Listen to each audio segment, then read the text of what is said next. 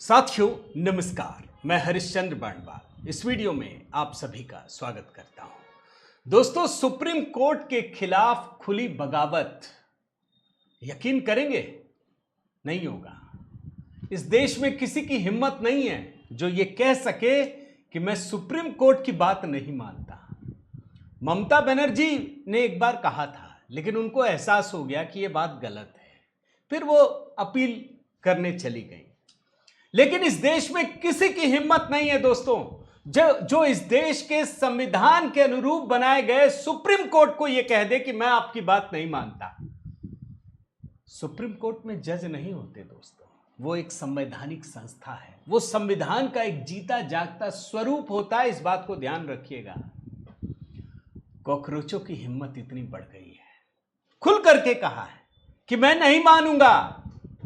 और मैं आज आपसे कह रहा हूं दोस्तों कि सीजेपी की, कॉकरोच जनता पार्टी की उल्टी गिनती आज से शुरू हो गई है। लिख लीजिए।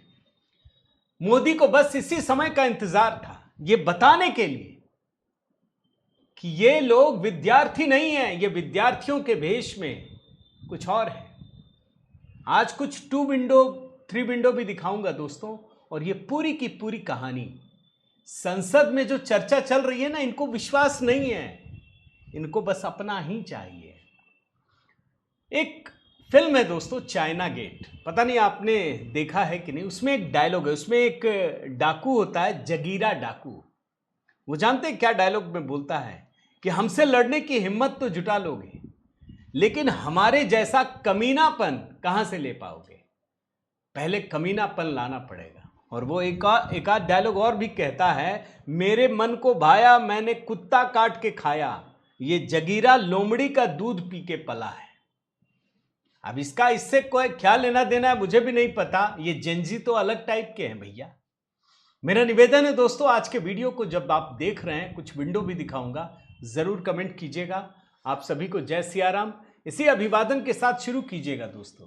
कल जो मैंने आपको दिखाया था ना विंडो कि 9 झटके लगे हैं, कुछ ज्यादा ही झटका लग गया कि सीधे सुप्रीम कोर्ट से टकराने लगे। पहले मैं आपको कुछ विंडो दिखाता हूं दोस्तों, 4 विंडो। कमेंट जरूर कीजिएगा दोस्तों, और आपसे निवेदन भी है कि आप सब्सक्राइब जरूर कीजिएगा। बहुत सारे लोग देखते हैं, पसंद भी आता है, लेकिन वो सब्सक्राइब करना भूल जाते हैं। बेल आइकन वो भी दबाइएगा। 4 विंडो में क्या दिखा रहा हूं आप देखिए। मैंने निकाला है दोस्तों, ये जो बयान है ना, इसमें सौरभ दास सीधे सीधे खुलेआम दिल्ली पुलिस के लोगों को धमकी दे रहा है। खुलेआम दिल्ली पुलिस को धमकी। दूसरे विंडो में क्या है, अगर आप ये वीडियो देखना चाहते हैं तो मेरे ट्विटर हैंडल पे जाइएगा, वहां पे वीडियो आपको मिल जाएगा। दूसरे में मीडिया को धमकी खुलेआम। ये लिंचिंग की भी घटना हो रही थी, आपको मेरे दिखेंगे वीडियो अगर ट्विटर में जाएंगे तो। मतलब ये व्यक्ति दिल्ली पुलिस को खुलेआम धमकी दे चुका है। ये पिछले कुछ दिनों की बात है। सारे मेन स्ट्रीम मीडिया को धमका चुका है, वहां लिंचिंग की घटना भी हो चुकी है, ये भी समझिए। और तीसरा, ये केंद्र सरकार को, ये भारत सरकार को, ये प्रधानमंत्री मोदी की सरकार को खुलेआम धमकी दे रहा है, अभी भी दे रहा है। और चौथा, ये सुप्रीम कोर्ट को भी धमकी दे रहा है। ये क्या विद्यार्थियों के नेता है? सोचिए, जो सबको धमका रहा है। सरकार के लिए कहीं एक लक्ष्मण रेखा तो होगी। मेरा सवाल भी है, आप इसका जवाब भी दीजिए। एक 2 विंडो दिखाता हूं, ये कितने सेंसिटिव हैं या इनसेंसिटिव हैं, वो 2 विंडो देखिए। भाई, किसके लिए ये आंदोलन कर रहे थे कि नीट में 12 बच्चों की जान चली गई। यही इंडियन एक्सप्रेस का आपको दिखा रहा हूं, 12 बच्चों की। और ये लोग जश्न मना रहे हैं। ये सौरभ दास लड़की ब्यूटीफुल गाने पर डांस कर रहा है। किस बात का जश्न मना रहे हो भाई? ये 12 बच्चों को इंसाफ मिल गया क्या? क्या उनकी जान वापस लौट आई? क्या उनके मां बाप का दुख दर्द हो गया, कम हो गया? ये गजब वाले जेंजी हैं। चाइना गेट वाला डायलॉग मुझे अचानक से याद आ गया, मैंने वैसे ही नहीं सुना है दोस्तों। अब इससे क्या लेना देना है मुझे भी नहीं पता, लेकिन ये इस तरह के लोग हैं। अब जरा आपको खबर पढ़ाता हूं, ये सुनिए क्या लिखा है। सुप्रीम कोर्ट की बात हमें मंजूर नहीं। सीजेपी प्रवक्ता सौरभ दास बोले सभी प्रदर्शनकारियों को रिहा करे सरकार। सात खानदान में भी आपके हमारे हिम्मत नहीं होगी कि हम सुप्रीम कोर्ट को यह बात कह दें कि नहीं मानेंगे तुम्हारी बात। हिम्मत है किसी की? सोचिए, किसी में हिम्मत नहीं होगी। एक कांग्रेसियों में भी नहीं होगी, गांधी परिवार की भी नहीं है, और जितने मंत्री बैठे हैं ना उसकी भी हिम्मत नहीं होगी। ये जितने बड़े बड़े वकील के साथ घूम रहे थे ना, कपिल सिब्बल से पूछ लीजिएगा, आप बोलिएगा हिम्मत है कि हम सुप्रीम कोर्ट को नहीं मानते? पूछ लीजिए, कोई नहीं कह सकता। इस देश का एक भी आदमी जो इस देश का नागरिक है, जो इस देश की संविधान के प्रति सच्ची श्रद्धा रखता है और नहीं भी रखता है, वो भी नहीं कह सकता। ऐसे डंडे पड़े, ये कह रहा है यार। देखिए क्या खबर है दोस्तों, कल सुप्रीम कोर्ट ने इस पर एक अंतरिम आदेश पारित किया। यह लड़का सौरभ दास कहता है कि हम सुप्रीम कोर्ट के निर्देशों को नहीं मानेंगे, जो हमने कह दिया वही करना पड़ेगा। सुप्रीम कोर्ट जाए भाड़ में, यह मैं अपनी तरफ से जोड़ रहा हूं। अगर वो कह रहा है कि हम नहीं मानेंगे तो सुप्रीम कोर्ट जाए भाड़ में, यही मतलब हुआ ना। और ये कॉकरोच जनता पार्टी का प्रवक्ता ये कहता है हमारी मांग थी कि सभी प्रदर्शनकारियों को छोड़ा जाएगा। केंद्र सरकार की ओर से इस पर प्रेस कॉन्फ्रेंस में सहमति जताई गई थी। अगर सुप्रीम कोर्ट कह रहा है कि जिनके ऊपर पहले से एफआईआर है उन्हें मत छोड़िए, तो यह हमें मंजूर नहीं है। मतलब अगर दो चार गुंडे, मान लीजिए, यहां तो खैर सब एक पार्टी है, आपस में कोई एग्रीमेंट कर लें, कहीं कोर्ट का फैसला आ जाए तो बोलेंगे थोड़ी ना हम मानेंगे। मान लीजिए दो लुटेरे लूटने गए हैं किसी घर में, चोरी करने गए हैं, दोनों का एग्रीमेंट हो गया, तू 60 और हम 40% रख लेंगे। अचानक से पुलिस आ गई तो क्या बोलेगा? पुलिस जाए भाड़ में? अरे पुलिस तो दोनों को डंडे लगाएगी। भाई ये सुप्रीम कोर्ट बना क्यों है? संविधान के अनुसार काम होगा। कोई हत्या करके जाएगा और सरकार और ये बोलेगी कि हम छोड़ देंगे, ये होता है क्या? यही तो काम अखिलेश यादव ने किया था, आतंकियों को छोड़ने का काम। कोर्ट ने कहा बिल्कुल नहीं, खबरदार, और उनको बाद में सजा मिली थी। दोस्तों सौरभ दास ने क्या कहा? सुप्रीम कोर्ट जो भी कहे वो हमारी मांगों के अतिरिक्त होना चाहिए, पहले जो हमने कहा वो होना चाहिए। इसका देखिए ग्राफिक्स भी मैंने उठाया अमर उजाला से। क्या है? हमारी मांग थी कि सभी प्रदर्शनकारियों को छोड़ा जाएगा। केंद्र सरकार ने इस पर सहमति भी जताई थी। अगर सुप्रीम कोर्ट कह रहा है कि जिनके ऊपर पहले से एफआईआर हैं उन्हें मत छोड़िए, तो यह हमें मंजूर नहीं है। सरकार को बहुत गंभीरता से इसे लेने की जरूरत है। यह लड़का सीधे इस देश के संविधान को चुनौती दे रहा है, यह भारत की सॉवरेनिटी को चुनौती दे रहा है, संप्रभुता को। यह काम तो पाकिस्तान भी नहीं करता, यह काम दुनिया का कोई देश नहीं कर सकता जो सीधे सीधे भारत की संप्रभुता को चुनौती दे। यह सिर्फ बात सुप्रीम कोर्ट की नहीं है दोस्तों, यह मैं आपको बता रहा हूं। और मैंने एक कोट लिखा है, इसका मीडिया से उठाया है। इसने क्या कहा सुनिए। अगर सुप्रीम कोर्ट युवाओं के हित में काम कर रहा है तो हम ऐसे आदेशों या फैसलों का स्वागत करते हैं। दूसरी ओर हम लंबे समय से जमीनी स्तर पर सक्रिय हैं और हमारे कुछ मांगे हैं जिन्हें पूरा किया जाना सबसे महत्वपूर्ण है। हमारी मांग थी कि प्रदर्शनकारियों के खिलाफ दर्ज सभी एफआईआर वापस ली जाए और भविष्य में कोई भी कार्रवाई ना हो। हमें उम्मीद थी कि लिखित गारंटी मिलेगी, रिहा कर दिया जाएगा। यह खुद को सुप्रीम कोर्ट से भी भैया ऊपर समझ रहा है। और मैंने इसका ट्वीट देखा दोस्तों, इतना लंबा चौड़ा ट्वीट है। यह कोई बहुत बड़ी टीम काम कर रही है, कोई बहुत बड़ा पैसा लगा है इसमें।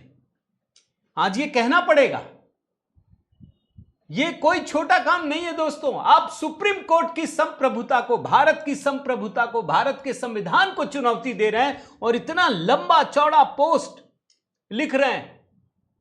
कोई तो ऐसी शक्ति है, यहां भारत सरकार की जिम्मेदारी बहुत महत्वपूर्ण हो जाती है दोस्तों। यह कल 7:26 पर एडिटेड भी है। देखिए क्या लिखा है। Urgent statement, the interim order passed by the supreme court of India. अब मैं इसको हिंदी में करके पढ़ता हूं।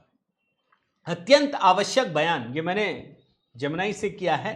भारत के सुप्रीम कोर्ट द्वारा सीजेपी विरोध प्रदर्शन से जुड़ी जनहित याचिकाओं के समूह में पारित अंतरिम आदेश पूरे देश के लिए खतरे की घंटी बजाने वाला होना चाहिए। मतलब सुप्रीम कोर्ट का आदेश भारत के खिलाफ है, भारत के लिए खतरे की घंटी है।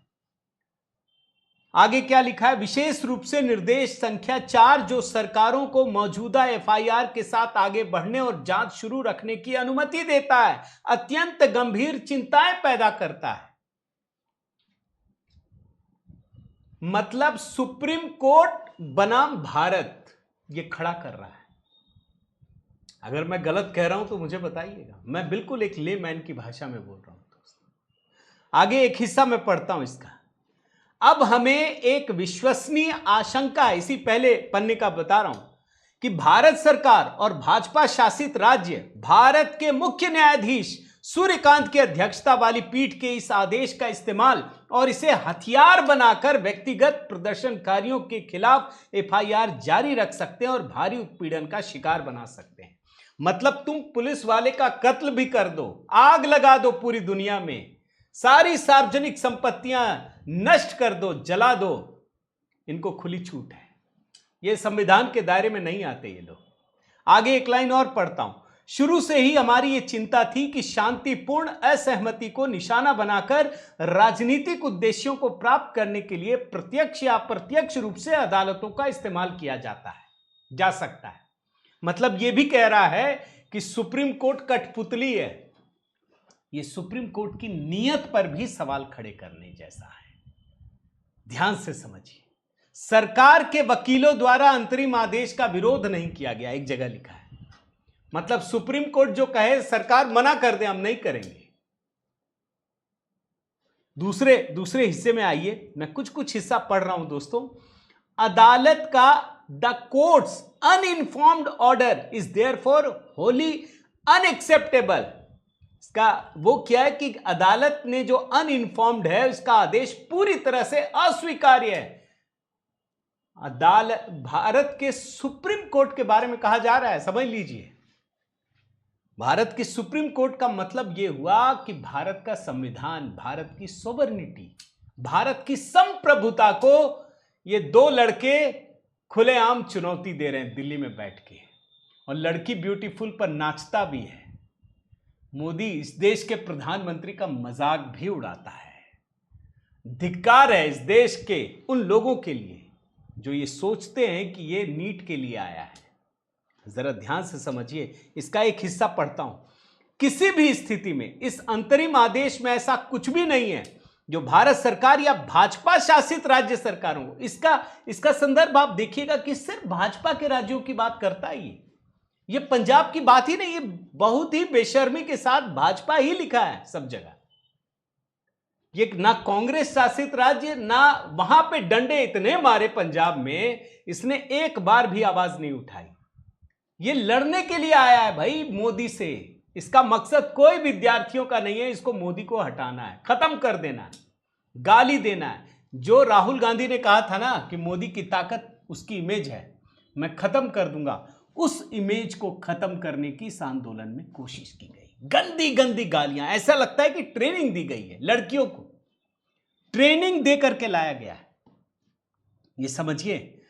आगे पढ़िए, एक जगह मैं पढ़ता हूं। भारत सरकार द्वारा अपनी गारंटियों को पूरा करने की समय सीमा समाप्त हो रही है। हम एक बार फिर सरकार से अपने हर वादे को पूरा करने का आह्वान करते हैं। एफआईआर वापस ली जाए, सुनिश्चित किया जाए, नहीं तो फिर से हम विरोध प्रदर्शन करेंगे। ये इसका लब्बुलुआब है दोस्तों। सुप्रीम कोर्ट ने क्या कहा था, कल मैंने आपको दिखाया था, बहुत संक्षिप्त में आपको इसकी जानकारी दे देता हूं।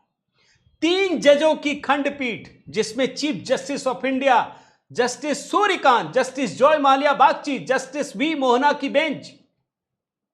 और खबर मैंने आपको दिखाई थी कि प्रदर्शनकारियों को राहत, कोई कार्रवाई नहीं की जाएगी, जो भी है सबको छोड़ दिया जाए, एफआईआर हो तो कठोर कार्रवाई ना हो, सिवाय एक है कि वो आपराधिक रिकॉर्ड नहीं होना चाहिए। सिर्फ इतना है और कुछ भी नहीं है। पुलिस के लाठीचार्ज के खिलाफ कई याचिकाएं थी। सुप्रीम कोर्ट ने यह कहा था कि शांतिपूर्ण आंदोलन अधिकार है। यह सुप्रीम कोर्ट ने कहा। अगर सुप्रीम कोर्ट कहे कि यह सब इल्लीगल तरीके से हो रहा है। इनकी नागरिकता की भी जांच होनी चाहिए, इनके पूरे परिवार की भी जांच होनी चाहिए। जो भारत की संप्रभुता को चुनौती दे रहा है, भारत के सबसे लोकप्रिय सरकार को चुनौती दे रहा है, जो भारत की जनता द्वारा चुनी गई सरकार को चुनौती दे रहा है, जो भारत के संविधान के अंतर्गत निर्मित सुप्रीम कोर्ट, कोर्ट, पुलिस, प्रशासन सबसे लड़ रहा है, जंग लड़ रहा है, हिंसात्मक आंदोलन कर रहा है, रात को पार्टी करता है, सुबह पुलिस वालों को गालियां, पुलिस वालों के साथ लड़ाई करता है और प्रधानमंत्री को गाली देता है, मां बहन की गालियां। आप समझ रहे हैं दोस्तों, ये क्या है पॉइंट जो सुप्रीम कोर्ट का आदेश है। मैं फिर से दिखा देता हूं इसमें किस पर वो कह रहा है, बाकी सब इसको मंजूर है, जो इसके लिए सब ठीक है, अच्छा अच्छा अच्छा। सुप्रीम कोर्ट ने सिर्फ इतना कहा कि जो आपराधिक रिकॉर्ड का है, जिसका भी अपराध है, वायलेंस है, सिवाय उसको छोड़ करके सबको छोड़ दिया जाए। ये उसके लिए, ये अपराधियों के लिए लड़ रहा है, आप समझिए पहले, अपराधियों के लिए। क्या भारत सरकार छोड़ देगी? फिर तो भारत सरकार को यह कहना पड़ेगा कि फिर तो कांग्रेसी आएंगे, बोले ये तो संविधान ही नहीं मानते। दोनों तरफ से फंसाओ सरकार को, इधर से भी उधर से भी। लेकिन दोस्तों, मुझे लगता है कि अब यह समय आ गया है, सरकार के लिए अब समय आ गया है कि इसकी उल्टी गिनती शुरू हो चुकी है। मैं कह रहा हूं आपको, उल्टी गिनती शुरू हो चुकी। अब सरकार के पास कोई चारा भी नहीं है। सरकार को इन लोगों को धर पकड़ करके अब बाकियों को छोड़ देना चाहिए कि सबके केस खत्म, इन 4 लोगों को पकड़ के इनके सारे कुंडली निकाल के इनके ऊपर पूरा केस होना चाहिए, और योगी जी का बुलडोजर भी चलना चाहिए, जो मॉडल है वो भी अपनाना चाहिए। तो ये कहानी है दोस्तों। लेकिन एक और अच्छी खबर आपको बताता हूं, भाई दिल्ली पुलिस पर इन लोगों ने बड़ी ज्यादती की दोस्तों, गुंडागर्दी। अब दिल्ली पुलिस के रिटायर्ड अधिकारियों ने कमान संभाली है। इन लोगों ने यह तय किया है कि अब हम भी 31 जुलाई पर जंतर मंतर पर धरना प्रदर्शन करेंगे। दिल्ली पुलिस फेडरेशन ने दिल्ली पुलिस आयुक्त अनुराग कुमार को पत्र लिखकर 31 जुलाई को, आज 29 तारीख है, यानी 2 दिन बाद, सुबह 11 बजे से शाम 5 बजे तक एक दिन का धरना आयोजित करने की अनुमति मांगी है। फेडरेशन ने कहा है कि जंतर मंतर पर ड्यूटी के दौरान 100 से अधिक पुलिस और अर्धसैनिक बल के जवान घायल हुए हैं। भाई पुलिस वालों ने लाठी चार्ज किया, अपने को नहीं बचाएंगे। ये सारे के सारे लोग पुलिस वालों पे केस डालने का प्रयास कर रहे हैं। समझिए, पुलिस वालों को असहाय बना दिया गया है, दिल्ली पुलिस को। और ये भी सुप्रीम कोर्ट में बात आई थी दोस्तों, आपको दिखाता हूं चीफ जस्टिस सूर्यकांत ने क्या कहा था उस समय। कल, छात्रों को शांतिपूर्ण प्रदर्शन का अधिकार है, कानून तोड़ने वालों को सजा मिलनी चाहिए। 250 पुलिसकर्मी घायल हुए हैं। क्या आप पुलिस वाले इंसान नहीं है? मैं तब भी सवाल पूछ रहा था। इनका मनोबल गिरा देंगे, फिर तो ये पूरा का पूरा देश अराजकता का शिकार हो जाएगा। दोस्तों, इस बात को ध्यान रखिए। इनकी मंशा क्या है? इनकी मंशा यह है कि भारत में अराजकता फैल जाए, क्योंकि शांति है, कानून व्यवस्था है, तो मोदी सरकार तेजी से काम कर रही है, विकास कर रही है। जैसे ही अराजकता की स्थिति पैदा होगी, ये मोदी जी कुछ कर ही नहीं पाएंगे। क्यों?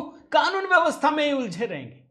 दिन भर सारे मंत्री बस इधर उधर, कभी जंतर मंतर, कभी इधर कभी उधर, काम ही नहीं कर पाएंगे। इन लोगों की सबसे बड़ी चिंता यह है कि ये सरकार काम कर कैसे लेती है इतनी मुसीबतों के बाद। तो इनका असली मकसद सिर्फ अराजकता फैलाना है, इस बात को ध्यान रखिए। इसी कोशिश में लगे हैं दोस्तों। देखिए, एक और चीज है, मैं आपको बता दूं, दिल्ली हाई कोर्ट में दोस्तों एक याचिका आई, कल की ही बात है ये। इस याचिका में कहा गया है कि एक एडिशनल डीसीपी हैं संदीप लांबा, इनको जांच की जिम्मेदारी दी गई है, लेकिन इसका कोई वीडियो होगा जिसमें महिला को थप्पड़ मारा गया। यह कहा जा रहा है कि इसको हटा दीजिए, ट्रांसफर कर दीजिए। हाई कोर्ट के जस्टिस गिरीश कथपालिया इनके बेंच में था। मतलब आए, बस हम कह रहे हैं इसको हटाइए, इसने किसी को थप्पड़ मारा है, इसको भले पुलिस वालों को गोली चल जाए, इनको माफ है, 7 खून माफ है। ये पुलिस वालों को मार दे, सर फोड़ दे, गाड़ियों में आग लगा दे, सब कुछ कर दे, इनको माफ है। लेकिन पुलिस वाले ने थप्पड़ मारा है।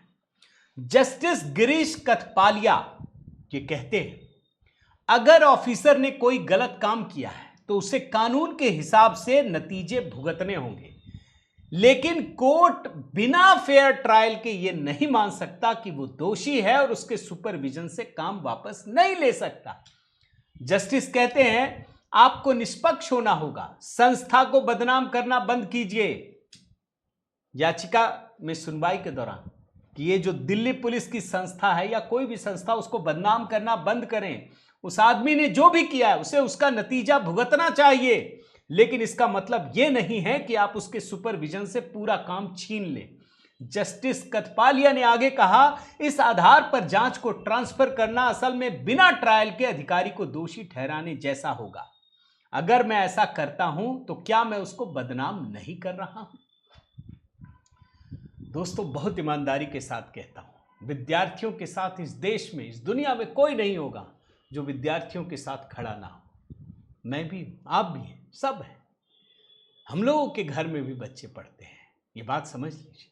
लेकिन विद्यार्थियों के नाम पर कोई इस देश में अराजकता फैला ले, ये स्वीकार नहीं है, और इसीलिए ये वीडियो बना रहा हूं। दोस्तों, मेरा निवेदन है, आप जरूर कमेंट कीजिएगा। दोस्तों, यकीन मानिए, ये जितने उल्टे इकोसिस्टम के लोग हैं ना, वो भड़काते हैं, वो कहते हैं लोगों को कि ये मीडिया वालों को छोड़ो मत, कमेंट करो, लिखो सोशल मीडिया पर। मैं भी आपसे कहता हूं दोस्तों, अगर आप कुछ नहीं कर सकते तो जरूर जुड़िए, इस तरह के वीडियो को लोगों तक पहुंचाइए, जहां मैं इतने दिन भर के रिसर्च के बाद आपके सामने लाता हूं।